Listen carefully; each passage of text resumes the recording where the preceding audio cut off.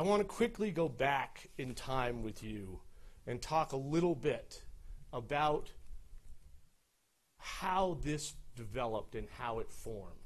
As I told you before, schizophrenia is inherited. So it's important that you look at family history to see if there's a history of mental illness. And in Mr. Holmes' case, he was both blessed and cursed by his genetics because he's a very smart person, but he was also loaded for mental illness.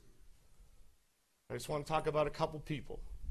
This is Robert Holmes Sr. He is Mr. Holmes' paternal grandfather, his father's father.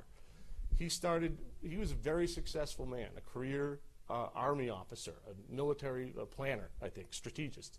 And he first experienced his mental illness when he was a cadet at West Point. And later on in life, it went on to the point where it clearly and massively disabilitated him. The patient has been totally disabled through his treatment by this psychiatric disorder. On the other side of his family, this is his maternal grandfather, Burton Egan. Mr. Egan also suffered from psychotic illness. You can see here he was hospitalized and diagnosed with psychosis. By family reports, this was an occasion when he was working as a parking lot attendant and he started not making sense and handing out money to people rather than collecting it from them. He was diagnosed with atypical psychosis. He was hospitalized a second time. And during this, family members related that he was wandering around the yard of the family home in Carmel, California, naked, not making sense. This is Mr. Holmes' paternal aunt, the fraternal twin of his father.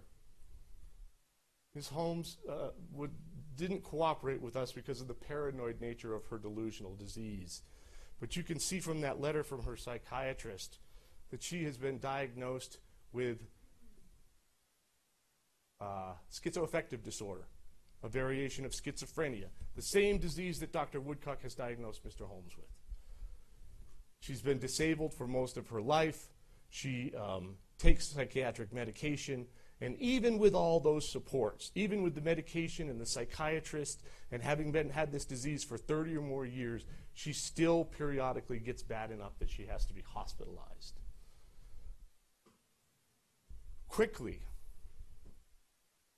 schizophrenia develops with the negative symptoms first. Psychosis comes later. First come the negative symptoms: emotional withdrawal, apathetic, lack of interest in things. And this is what's reflected in Mr. Holmes' change in his personality as a child. When he was in elementary school, he was a completely social, normal child. Interacted with other kids, played sports, was completely normal and interactive.